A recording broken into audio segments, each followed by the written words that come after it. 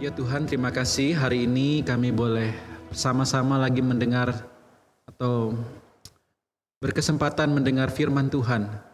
Biarlah kiranya Engkau pakai hamba-Mu yang menyampaikan, dan kiranya Tuhan boleh berfirman juga secara pribadi kepada kami, dan kami semua boleh pulang membawa firman-Mu. Tolong Roh Kudus, bantu kami juga untuk memahami firman-Mu dan terlebih melakukannya. Dalam nama Tuhan Yesus kami berdoa, kami memohon. Amin. Silahkan duduk Bapak Ibu Saudara.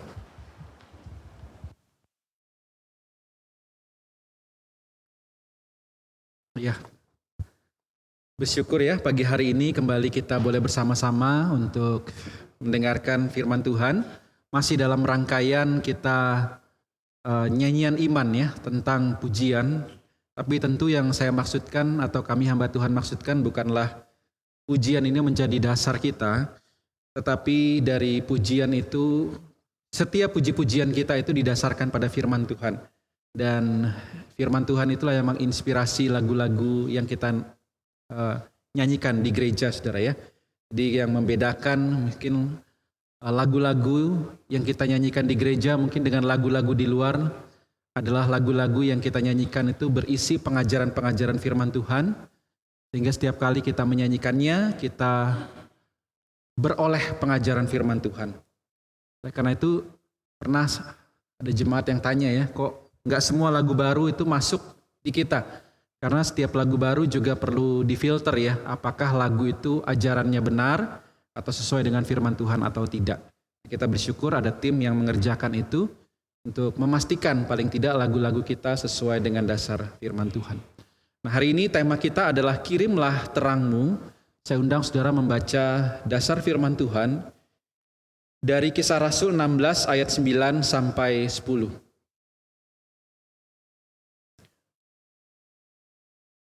Saya akan membaca ayat 9 dan silahkan saudara baca ayat 10 secara bersama-sama. Saya mulai.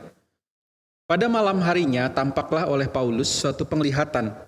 Ada seorang Makedonia berdiri di situ dan berseru kepadanya. Katanya, "Menyeberanglah kemari dan tolonglah kami."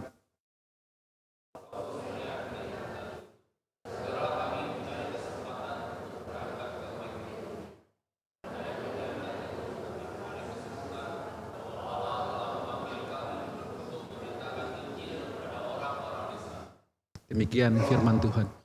Bapak Ibu Saudara, saya akan memulai khotbah dengan kita coba sama-sama membayangkan bagaimana perasaan atau kondisi orang yang sedang terdampar itu ya, yang sangat membutuhkan orang lain hadir memberi pertolongan.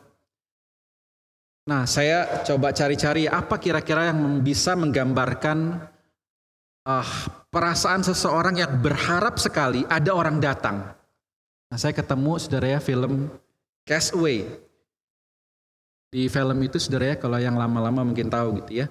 Itu dia sampai tulis di batu itu saudara ya, dia takut kalau dia sampai meninggal tidak ada orang yang akan menemukan dia. Jadi dia tulis nama-nama orang gitu ya saudara ya. Setelah 1.500 hari dia berada di situ dan dia tulis bahwa dia mencintai mereka.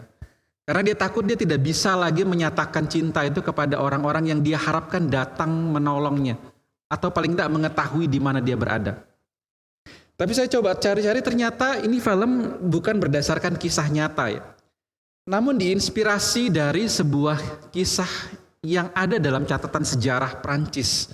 Nah, saya temukan satu buku tentang seseorang bernama kalau salah maafkan sudah kata-katanya, Margaretha de la Roque, yang hidup pada tahun 1515 saudara ya. Jadi 1515 itu dia lahir saudara ya. Jadi atau 1520. Nah, sekitar umur 20-an dia itu diajak oleh saudaranya untuk berlayar menuju Kanada. Prancis waktu itu sedang mencari pulau baru untuk dijadikan Prancis baru saudara ya. Nah, tapi saudara, anak bangsawan ini tidak disukai oleh kakaknya. Karena dia rupanya diketahui hamil di luar nikah. Sehingga memalukan keluarga bangsawan. Lalu ketika dalam perjalanan, kapal Prancis ini salah satunya yang berisi adiknya ini diturunkan di sebuah pulau kosong. Saudara. Bukan hanya pulau kosong sembarangan, sudah dekat Kanada itu pulau yang disebut Daemon Island. Karena pulau ini untuk datang ke situ itu daerah sekitarnya itu berombak. Dan orang kalau sudah sampai di situ, orang tidak mau dekat ke situ. Dan sudah di dalam situ tidak akan bisa keluar. Harus kapal besar yang masuk ke sana. Dia ditaruh di sana saudara, dan menariknya juga pulau Daemon Island ini sekarang ini tidak ada. Karena memang pulau itu sangat rawan banjir, sehingga dia memang hanya muncul diperkirakan tahun 1508, dan abad 17 pulau ini menghilang karena ditelan atau kenaikan air laut, saudara. Nah, tahun 1542, saudara ya. Lalu 1544, 2 tahun kemudian, baru dia ditemukan oleh sekelompok nelayan dan merupakan awal kepulangannya ke Prancis. Nah, saudara, buku ini bercerita tentang bagaimana dia bertahan hidup di pulau itu. Dia ditinggalkan bersama pacarnya dan juga seorang pembantu. Dan dia melahirkan di pulau itu, melahirkan dalam kondisi yang terbatas dan bayinya meninggal, saudara. Lalu disusul dengan suaminya, lalu disusul dengan pembantunya. Sehingga dia seorang diri di pulau itu selama 2 tahun. Dan ini menjadi catatan sejarah, saudara, bagaimana dia bisa hidup sendiri bertahan di pulau itu sampai ditemukan. Nah, saudara, saya coba bayangkan, saudara, bagaimana dia mungkin setiap hari berharap ada paling tidak sebuah kapal atau kapal kecil yang akan melewati daerah itu. Mungkin orang lain pikir pulau itu nggak ada isinya ya. Orang juga nggak mau dekat ke pulau itu karena akan susah keluar lagi.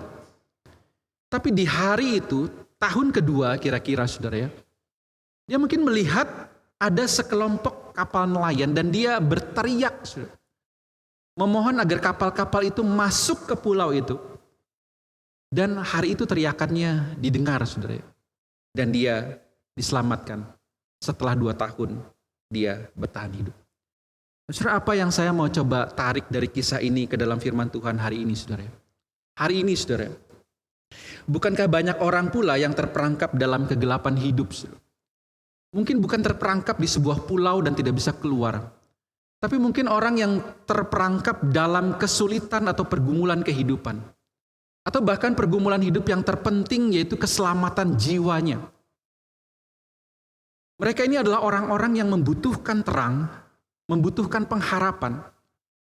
Tapi bisa juga, saudara, kadang-kadang mereka itu seperti orang yang di pulau itu akhirnya menikmati hidup di pulau itu sampai lupa bahwa mereka butuh diselamatkan. Nah, kita sebagai orang-orang yang sudah diselamatkan itu seperti orang-orang yang berada di sekitar pulau itu. Apakah kita mau peka melihat mereka dan membawa terang itu kepada mereka? Surah ayat Alkitab yang kita baca hari ini dari Kisah Rasul 16 ayat 9. Ini adalah kisah awal perjalanan Paulus yang kedua, saudara. Atau bukan awal, mungkin di tengah-tengah perjalanan Paulus yang kedua. Paulus sebenarnya kalau kita lihat di peta yang kuning itu, saudara, itu wilayah Asia. Dan yang hijau itu wilayah Eropa, saudara. Wilayah Eropa ini belum tersentuh Injil. Dan Paulus tidak punya rencana untuk pergi ke wilayah Eropa. Karena selain itu jauh dan juga sulit, saudara, dia karena harus beberapa hari untuk menyeberang. Sedangkan di wilayah Asia sendiri itu begitu banyak orang yang membutuhkan Injil. Paulus dinanti-nantikan di setiap kota di Asia karena begitu besarnya pergerakan Injil waktu dia perjalanan pertama. Nah, perjalanan pertama Eropa belum tersentuh, saudara.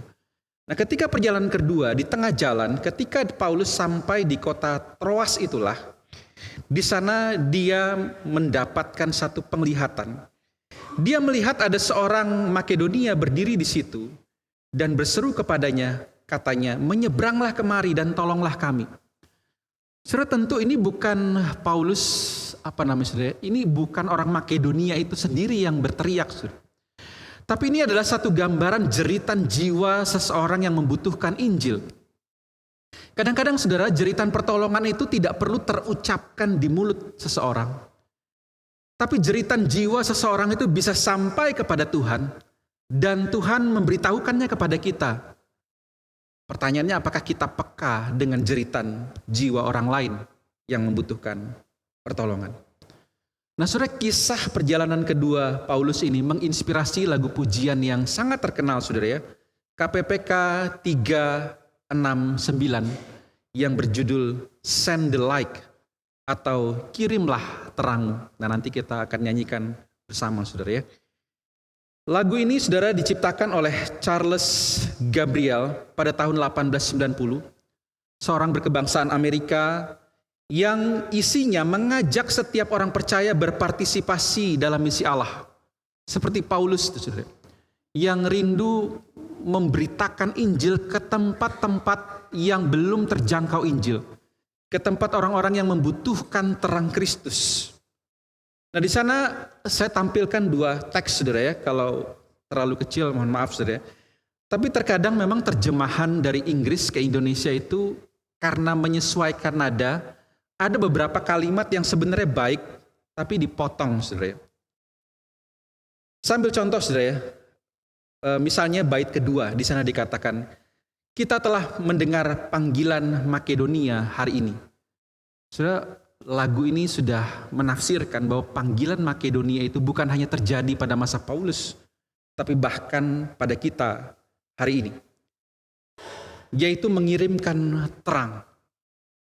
Lalu di bait kedua itu juga berkata, and a golden offering at the cross, sebuah persembahan emas, persembahan yang terbaik yang bisa kita berikan pada Tuhan.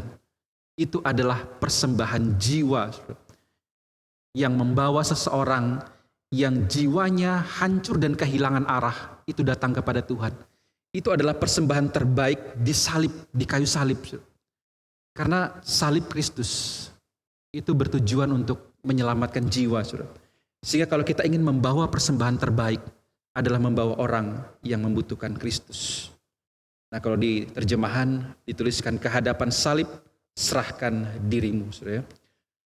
Lalu kemudian di bait yang ketiga, saudara, di sana dikatakan, mari kita berdoa supaya anugerah Tuhan itu ada di mana-mana. Artinya memohon anugerah Tuhan itu ada karena dia sadar sepenuhnya bahwa seseorang itu bisa menerima Injil itu karena anugerah Tuhan. Dia terlebih dahulu memohon Tuhan berikan anugerah supaya seorang itu ketika mendengar Injil, dia bisa terbuka hatinya dan menerima Kristus. Lalu kemudian beberapa poin yang menurut saya menarik yang kemudian dihilangkan, saudara ya. And a Christ-like spirit everywhere. Ada semangat serupa Kristus dimanapun. Orang-orang menjadi terang, saudara ya. Bukan hanya membawa terang itu, tapi menjadi terang itu sendiri.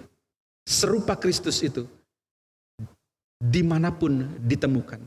Kirimkan bukan hanya terang itu, tapi diri kita sebagai terang. Dan bait yang terakhir sudah menarik ditulis, let us not grow weary.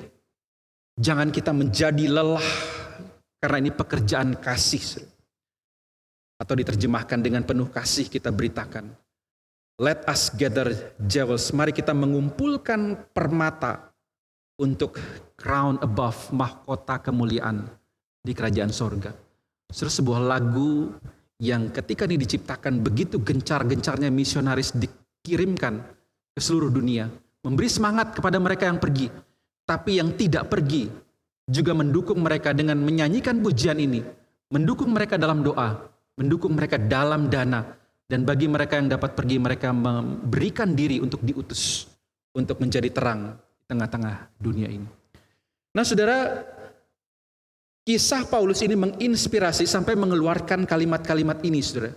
Dan apa yang bisa kita pelajari dari kisah Paulus yang bisa menginspirasi pula kita hari ini? Saudara, ada beberapa hal yang mau kita renungkan hari ini. Yang pertama, saudara, dengarkanlah panggilan Makedonia tersebut. Saudara, Paulus mendengarkan panggilan Tuhan untuk pergi ke Makedonia, dia tidak mengabaikannya.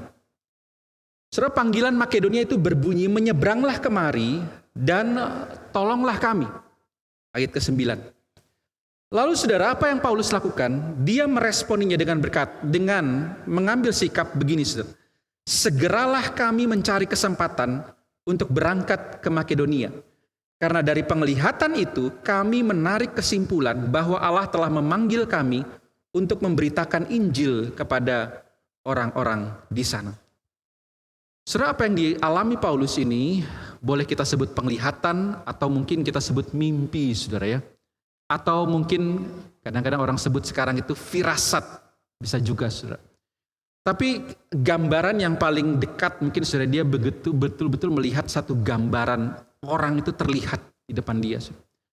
Nah, respon kita hari ini mungkin saudara ya, ketika orang mengalami itu, orang bisa aja ini mimpi gitu ya. Ini firasat aja. Apalagi Paulus waktu itu bukan sedang nganggur. Dia sedang sibuk-sibuknya melakukan pekerjaannya. Pekerjaannya adalah pemberitaan Injil dan dia itu dinantikan di setiap kota dan akan disambut oleh kota-kota, terutama kota-kota yang perjalanan ke-1 dia sudah datang. Orang yang sudah mendengarkan Injil di perjalanan ke-1 itu menanti dia. Karena lebih banyak orang lagi yang akan dibawa. Sama tujuannya sudah mendengarkan Injil. Tapi saudara, di tengah kesibukannya, dia tidak mengabaikan satu panggilan ini, saudara. Panggilan Makedonia. Dia rela berhenti sejenak dan memikirkan panggilan ini. Sehingga dia setelah bangun, dia berkata, segeralah kami cari kesempatan. Dia mulai pikirkan bagaimana supaya saya bisa dapat kesempatan untuk berangkat ke sana. Mungkin setelah itu sudah dia pikir-pikir bagaimana caranya, dia mulai cari rutenya. Dia menarik kesimpulan bahwa penglihatan itu berarti Tuhan memanggil kami untuk memberitakan Injil kepada orang-orang di sana. Saudara, bagi Paulus, panggilan Makedonia pada waktu itu jelas sekali. Dia harus menyeberang. Kalau kita lihat di peta itu saudara ya, Makedonia itu cukup jauh. Dia harus melewati atau singgah ke satu pulau, itu 1 hari perjalanan, lalu kemudian 1 hari perjalanan lagi baru dia sampai di kota Filipi. Dan Makedonia itu luas saudara ya, ada Tesalonika, ada Berea, ada Athena, ada Korintus. Dan saudara lihat, nanti kita akan lihat kisah dari kisah para rasul nih saudara. Setelah Paulus itu menyeberang, terjadi kebangunan rohani di Filipi, Tesalonika, bahkan Korintus. Bahkan itu menjadi salah satu jemaat atau pusat kekristenan yang terbesar saudara pada waktu itu. Oleh karena Paulus belajar mendengarkan panggilan Makedonianya. Saudara, bagaimana kita hari ini saudara? Dengarkan panggilan Makedonia kita hari ini dan jangan abai. Panggilan Makedonia kita mungkin bukanlah panggilan yang seperti Paulus yang menyeberanglah, artinya misalnya ke Papua, ya kalau kita dipanggil ke sana saudara, atau ke daerah-daerah yang sulit sekali Injil diberitakan. Namun saudara, panggilan Makedonia kita bisa saja dalam bentuk yang sederhana. Misalnya saudara, melihat seorang teman yang depresi, saudara. Atau misalnya mendengar saudara yang bergumul dengan penyakit. Atau misalnya menemukan postingan di medsos dari seorang yang mencari makna hidup. Atau mendengar pelayanan seorang misionaris. Saudara, saya tidak bilang bahwa semua hal ini harus kita kerjakan. Atau bahkan banyak hal baik yang kita harus kerjakan semuanya. Tetapi mari kita belajar peka saudara, mana yang memang Tuhan mau kita kerjakan. Dan jangan abai saudara. Misalnya saudara, melihat seorang teman yang depresi. Ada yang bisa menanggung depresi itu. Ya puji Tuhan saudara ya, kita bisa hanya menanyakan kabar. Tapi apakah kita tahu dia sanggup menanggungnya atau tidak? Jangan-jangan kita diminta Tuhan untuk menolong dia. Beberapa waktu yang lalu saya dengar satu berita, seorang keluarga Kristen itu meninggal saudara, satu rumah karena kelaparan. Mungkin dia terkenal religius saudara. Mungkin dia malu ngomong ke orang mau pinjam, atau mungkin dia terlalu sering pinjam uang saudara. Sehingga pada satu titik dia tidak mampu lagi, dia depresi, akhirnya dia membunuh keluarganya lalu dia bunuh diri saudara. Dan orang-orang di sekitarnya tidak tahu saudara. Mungkin itu hanya terlihat di wajahnya saudara ya. Yang mungkin biasanya senyum, tapi kemudian jarang tersenyum. Saudara, mungkin itu sebuah panggilan Makedonia bagi kita saudara ya. Ya tidak berarti semua orang yang tidak senyum itu depresi, saudara ya. Tapi ini mengasah kepekaan kita. Apakah Tuhan memanggil saya untuk melakukan sesuatu bagi orang lain? Sehingga saudara jangan ragu seperti Paulus itu, saudara ya. Meskipun dia di tengah kesibukan, begitu dia peka terhadap, atau boleh dibilang peka terhadap suara Tuhan, panggilan Tuhan. Dia tahu ada orang yang membutuhkan pertolongan, meskipun itu ciri-cirinya begitu samar, saudara. Itu hanya dalam bentuk penglihatan, tidak harus secara langsung. Tapi dia diberikan kepekaan itu. Saudara, dengarkanlah ini, saudara. Sehingga mungkin kita bisa menolong orang yang depresi itu bisa jadi kehilangan tujuan hidup, kehilangan pegangan hidup. Di sanalah Injil bisa masuk. Ada Tuhan, sang sumber pengharapan. Atau saudara yang bergumul dengan penyakit. Mungkin banyak orang yang sanggup menanggung penyakit. Tapi seberapa jauh kita tahu dia sanggup menanggung penyakit? Mungkin dia satu titik merasa sudah saya tidak tahan lagi dengan penyakit ini. Apa yang bisa kita lakukan, saudara? Ya mungkin kita bisa mulai dengan peka, saudara. Mana kira-kira saudara kita yang memang sedang bergumul sekali dengan penyakitnya? Peka dengan panggilan ini, saudara. Meskipun mungkin di tengah kita juga, wah saya sendiri butuh diperhatikan gitu ya. Saya sendiri juga punya banyak kegiatan. Namun saudara, panggilan Makedonia ini jangan diabaikan. Tapi inilah panggilan kita. Saudara. Atau mungkin reaksi itu muncul ketika seseorang posting di medsos. Berkeluh kesah dengan hidupnya. Nah ada orang yang memang dikit-dikit ngeluh, saudara ya.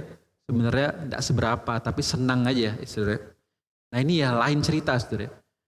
Tapi kita juga peka membedakan mana yang betul-betul sedang bergumul dan postingnya itu serius, saudara. Nah saya juga sedang mengasah ini, saudara ya. Kadang-kadang orang juga tidak terlalu senang diurusin. Tapi ada yang betul-betul menanti seseorang mungkin membalas. Saya mendengarkan dan saya mendoakan. Kita tidak tahu, saudara, mungkin respon kita yang sederhana itu bisa menguatkan orang lain. Nah, saudara, setiap panggilan itu adalah kesempatan bagi kita untuk membagikan terang Kristus. Paulus hari itu tidak mengabaikan panggilan Makedonia dan dia mengirim terang Kristus itu kepada orang-orang di Makedonia yang mungkin pergumulannya sama dengan kita hari ini. Mereka yang depresi, karena tidak tahu tujuan hidupnya. Mereka yang bergumul dengan sakit penyakit, bahkan tidak tahu kalau sakit penyakit ini membawa kepada meninggal atau maut, kemana mereka akan pergi. Mereka yang bergumul dengan kehidupannya, bahkan mungkin curhat sana sini tidak ada yang peduli. Tapi Paulus datang membawa kabar bahwa Kristus mempedulikan mereka. Saudara, panggilan itu adalah kesempatan bagi kita untuk membagikan terang Kristus. Yang kedua, saudara, bukan hanya dengar, saudara ya, tapi bertindak dalam ketaatan. Saudara, Paulus bertindak meskipun hal tersebut mengubah rencananya yang semula. Ayat 11 sampai 12. Lalu kami bertolak dari Troas dan langsung berlayar ke Samotrake. Dan keesokan harinya tibalah kami di Neapolis. Saudara, ini belum nyampe, saudara, masih Neapolis. Dari situ kami ke Filipi, kota pertama di bagian Makedonia. Saudara, setelah 2 hari kira-kira saudara, dia baru sampai ke Makedonia. Saudara, ini kalau ibarat mengubah arah, saudara, ini mengubah arahnya jauh banget, saudara. Saya rasakan kalau bawa mobil di Jakarta itu, saudara, kita itu mau atau salah ambil exit tol itu, saudara, itu putarnya jauh banget tuh, saudara ya. Jadi Paulus betul-betul meskipun dia mendengarkan suara Tuhan dan dia paham betul bahwa perintah Tuhan jelas dia harus menyeberang, dia juga harus perhitungkan. Ini jauh loh. Perjalanan saya ke tempat ini bisa tertunda. Rencananya yang semula itu terganggu. Target-targetnya yang semula itu bisa berubah. Hanya karena dia membelokkan atau singgah di satu tempat. Mungkin waktu itu saudara dia berpikir hanya di Filipi. Tapi ternyata sampai Filipi, penafsir katakan saudara, dia menemukan lagi betapa kota-kota itu membutuhkan pelayanan dia. Sehingga dia lanjut saudara ya, ke Tesalonika dan ke beberapa kota-kota sampai Korintus. Dia mengubah arah perjalanannya saudara di tengah jalan. Dia bertindak saudara dalam ketaatan. Dia meskipun dia mendengar saudara, dia bisa aja ambil keputusan bahwa ini nanti aja. Ini ditunda dulu. Saya mau fokus pada apa yang sudah saya rencanakan. Hari ini saudara, bukankah banyak orang berpikir demikian saudara ya? Saya sudah punya planning, saya sudah punya rencana. Tuhan jangan ganggu rencana saya. Itu biar saja orang lain yang kerjakan. Saya sudah punya satu planning yang saya mau kerjakan. Tapi saudara, hari itu Paulus tahu bahwa rencananya itu ada dalam kehendak Tuhan. Sehingga dia perlu bertindak dalam ketaatan. Oleh karena itu saudara, pada hari ini saya mengajak kita merenungkan satu bagian ini saudara. Bahwa setiap tindakan kita itu berarti bagi orang lain. Sekecil apapun itu tampaknya saudara. Saya tidak mengecilkan setiap tindakan kita. Kadang-kadang orang lain yang mengecilkan tindakan kita. Misalnya saudara, menyapa dengan senyum. Wah, ini bisa bantu apa sih gitu ya? Ya kalau kita tidak bisa bantu yang lain, menyapa dengan senyum saudara jangan dikecilkan. Ya kecuali saudara bisa bantu yang lain, saudara memang gak mau gitu ya. Mungkin orang ini saudara ya, saya misalnya kalau hamba Tuhan dia sudah berusaha senyum, tapi ya saudara ya, tulus tentu saudara ya. Kadang-kadang kita itu bisa merasa pagi-pagi mungkin udah gampang saudara ya. Makanya penerima tamu harus belajar ini saudara. Kita tidak tahu orang datang ke gereja dengan pergumulan apa. Saudara. Mungkin dia datang ke gereja dengan pergumulan yang berat. Dia berharap mungkin di gereja paling tidak dia bisa dapat senyuman. Mewakili bahwa Tuhan menyambut dia dengan senyuman saudara. Nah saudara jangan remehkan ini saudara. Orang lain mungkin kita tidak tahu misalnya dia punya pergumulan atau tidak. Tapi kalau kita sudah menyapa dia dengan senyuman, saudara, ini bisa menguatkan dia. Beberapa saudara ya, saya lihat di berita itu ribut customer dengan di bank, saudara, saya baca kisahnya. Nasabah dengan petugasnya, saudara. Kenapa? Gara-gara yang melayani itu tidak senyum. Dia merasa ini tidak nyaman buat dia, saudara, sehingga dia marah-marah. Ya memang ada latar belakang masalah dengan nasabahnya ini, saudara. Tapi sebuah senyuman itu ternyata satu pelayanan yang tidak bisa kita kecilkan, saudara. Bisa jadi, saudara ya, kita tidak bisa melakukan hal yang besar. Tapi menyapa orang-orang di sekitar kita dengan senyum, itu bisa menguatkan dia, mengurangi beban pergumulannya di rumah, di pekerjaan. Nah hari ini mungkin bagi Bapak Ibu yang sudah berkeluarga ya, kalau mungkin pasangannya pulang ke rumah habis kerja ya, kalau istri jangan langsung cemberut gitu ya, Pak listrik habis belum dibayar gitu ya, wah gas habis, ini suami baru mau istirahat ya, sudah ditambah pusing. Ya mungkin dengan senyuman dulu diberikan hidangan ya, supaya semangat gitu ya, baru diberitakan hal-hal lainnya gitu sudah. Atau ketika istri mungkin ya sudah cemberut, kecapean seharian, jangan juga ditambah dengan cemberut gitu ya. Kita pulang dengan senyuman, wah sepertinya masakannya enak hari ini. Sehingga saudara itu bisa mengurangi beban pergumulan yang dirasakan pasangan kita hari ke hari. Nah, saya sedang belajar ini saudara ya. Saya tahu istri itu kelelahan beberapa bulan ini merawat bayi yang ini pertama saudara ya, jadi semua serba pertama dan itu tidak mudah bagi dia. Jadi saya usahakan setiap saya pulang dengan senyuman gitu ya.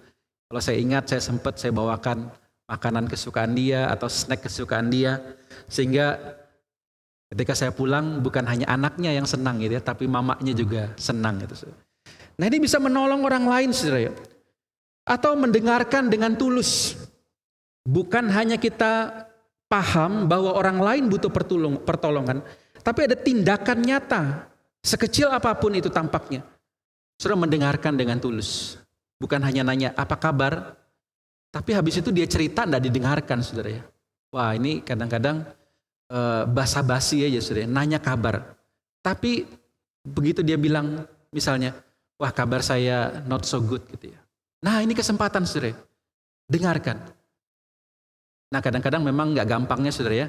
Kita itu kadang habis nanya kabar dalam tanda petik sebenarnya nggak mau lama. Ada sesuatu yang mau kita kerjakan.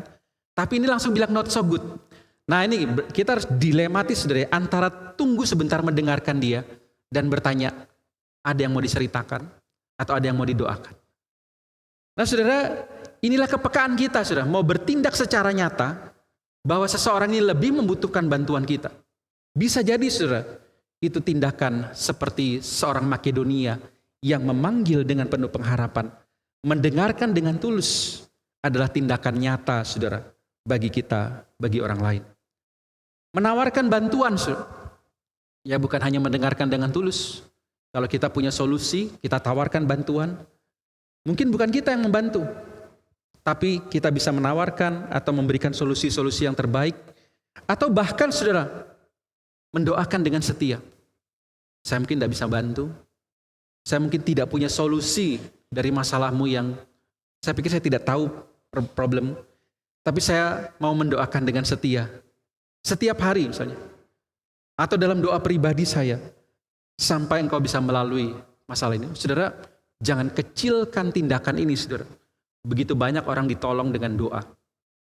Tapi doa sambil update saudara ya. Sambil tanya, bagaimana? Saya sudah seminggu.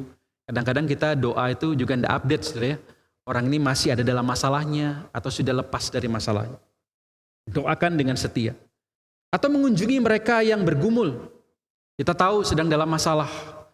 Kita dengar panggilan Makedonia itu saudara. Datangin mereka yang bergumul. Hanya datang saudara. Atau kalau saudara bisa lebih silahkan. Tapi mengunjungi adalah sebuah tindakan nyata. Selebihnya saudara ya, Tuhan yang akan memberikan kita segala sesuatu yang kita butuhkan untuk kita bisa menolong mereka. Atau mendukung pelayanan Injil, diakonia, atau rumah Tuhan. Saudara mungkin ini tidak terucapkan. Tetapi saudara, kalau Tuhan menggerakkan kita, ada panggilan Makedonia itu. Saudara kita bisa mendukung itu. Entah itu dengan materi kita. Seberapapun saudara, sekecil apapun itu. Tampaknya saudara, bagi Tuhan bukan nilainya saudara. Tetapi tindakan kita dalam ketaatan itu yang terpenting saudara. Apakah kita taat memberikan tindakan nyata dalam setiap panggilan kita. Saya tidak bisa mendukung dalam hal ini. Seperti pencipta lagu itu saudara, dia bilang, Anda tidak bisa pergi, saudara bisa berdoa. Anda tidak bisa diutus, saudara bisa mendukung dalam materi. Atau kalau saudara ingin diutus, saudara bisa pergi mengirimkan cahaya, send the light itu saudara. Nah saudara, mendengar dan bertindak. Yang terakhir saudara, saya ajak kita merenungkan. Hidup sebagai terang. Matius 5 ayat 16 berkata demikian. Demikianlah hendaknya terangmu bercahaya di depan semua orang, supaya mereka melihat perbuatanmu yang baik dan memuliakan Bapamu yang di sorga. Matius 5 ayat 16. Saudara, kenapa kita dipanggil menjadi terang saudara? Kita ini bukan terang yang sejati. Kita adalah pantulan di air itu saudara. Bukan terang yang sejati dan sempurna. Tapi melalui hidup kita, orang memuliakan Tuhan. Bagaimana orang bisa melihat salib itu saudara? Yaitu dengan pantulannya saudara, kita. Saudara, sudahkah hidup kita hari ini seperti terang di tengah kegelapan itu saudara? Kita mungkin sudah membawa terang itu, sudah membawa pertolongan. Tapi mungkin saudara, kita tidak melihat orang di sekitar kita yang membutuhkan. Tapi paling tidak saudara, kita bisa membuat diri kita menjadi terang itu saudara. Atau bersikap sebagai terang itu saudara. Apakah kita memancarkan karakter Kristus itu? Ada kesabaran, kejujuran, kasih, dan lain-lain saudara. Apakah terang ini memancar melalui diri kita saudara? Kita mungkin tidak perlu berkata-kata banyak, saudara ya. Memberi nasihat atau memberi doa. Bisa jadi saudara kita terbatas melakukan itu. Atau bisa jadi saudara kita tidak terlalu pandai melakukan itu. Meskipun kita sudah berusaha. Namun saudara, kita juga dapat menjadi terang itu dengan menunjukkan karakter Kristus di dalam hidup kita. Adakah orang lain merasakan terang itu saudara dalam hidup kita, misalnya melalui kesabaran? Kita tidak, misalnya kita bisa berkata, sabar ya gitu ya, Tuhan pasti menolong engkau. Ada waktu Tuhan. Tapi bukankah bisa juga saudara, dari hidup kita yang menjalani pergumulan dengan sabar, tanpa kata-kata, orang bisa merasakan terang itu. Wah, dia saja pergumulannya lebih berat dari saya, tapi dia sabar. Orang lain bisa terberkati dari hidup kita. Kejujuran. Adakah orang lain melihat hidup kita memancarkan terang kejujuran itu, saudara, di sekitar kita? Gak usah kita berkata, ayo kita berkata benar, ayo kita hidup dengan jujur, mengajak orang lain, atau mendorong orang lain. Tapi bahkan tanpa kata-kata, ketika kita terbiasa hidup dengan jujur, maka orang lain, saudara ya, akan merasa, wah, dia saja meskipun rugi, atau meskipun dia harus saudara, meninggalkan keuntungan yang jauh lebih besar, tapi dia mau jujur. Saudara, orang-orang yang jujur ini ditakuti sama orang-orang yang korup, saudara ya, sehingga seringkali dibenci. Tetapi bukankah ini jadi satu kesaksian, saudara? Diterangi oleh kejujuran atau karakter kita. Adakah kasih ini memancar dari hidup kita, saudara? Memantulkan kasih itu, kasih Kristus itu kepada orang lain. Kita mungkin tidak, saudara, istilahnya tidak bisa mengasihi dengan perbuatan yang begitu besar, saudara, seperti Kristus yang rela mati di kayu salib. Namun saudara, paling tidak kita bisa menunjukkan bagaimana kita peduli. Kita mengasihi orang lain. Kita bisa menunjukkan bahwa kita ini bukan orang yang hidup bagi diri sendiri. Dalam keterbatasan kita mau belajar mengasihi. Itulah kenapa saya gambarkan sudah salib Kristus, di bawahnya ada pantulan air. Kita tidak akan bisa sempurna, saudara. Air itu terkadang bergelombang, saudara. Penuh dengan pergumulan antara kedagingan dan roh, keinginan roh. Saudara. Kadang-kadang salib itu bergetar gambarnya dan bisa hilang, saudara. Tapi jangan sampai itu hilang, lenyap, saudara. Kita butuh ketenangan, kembali kepada Tuhan. Mohon Tuhan memurnikan kita, mengampuni kita, sehingga semakin jelas bayangan salib itu dalam hidup kita, memancar kepada orang di sekitar kita. Saudara, begitu banyak lagi karakter yang bisa kita pancarkan dari kehidupan kita, yang bisa orang lain lihat, meskipun itu tanpa omongan. Saudara. Bahkan mungkin tanpa kita sampaikan kepada orang lain melihat bagaimana kita salehnya kita hidup, bagaimana tulusnya kita hidup, bagaimana kita peduli kepada orang lain melihat itu, dan orang lain merasakan terang tersebut. Saudara, panggilan Makedonia masih terus bergema sampai hari ini. Marilah kita dengarkan dan jangan abai. Bertindak sekecil apapun itu dan hiduplah sebagai terang Kristus bagi orang-orang di sekitar kita. Send the light, kirimlah terang. Mari kita tunduk kepala, kita berdoa. Tuhan, terima kasih hari ini dari kisah perjalanan Paulus. Kami belajar sesuatu. Tuhan terkadang berbicara kepada kami, meminta kami untuk hadir di kehidupan orang lain yang dalam kegelapan, yang membutuhkan pertolongan, yang membutuhkan kasih Tuhan. Tolong kami peka dengan panggilan Tuhan. Tolong kami peka supaya kami bisa membawa terang Kristus dalam kehidupan orang-orang yang ada dalam kegelapan dunia ini. yang membutuhkan Kristus. Biarkan kami Tuhan belajar bertindak sesederhana apapun. Apapun yang Tuhan minta, bahkan jikalau itu harus mengganggu rencana kami. Karena kami tahu orang-orang tersebut membutuhkan kami. Ya Tuhan, jadikanlah kami terang itu yang memantulkan Kristus menjadi cahaya di tengah dunia yang penuh kegelapan ini. Ini doa dan harapan hamba-Mu dan kami semua. Engkau memakai kami menjadi terang untuk bisa dipancarkan ke tengah-tengah dunia yang gelap itu. Dalam nama Tuhan Yesus kami berdoa. Amin.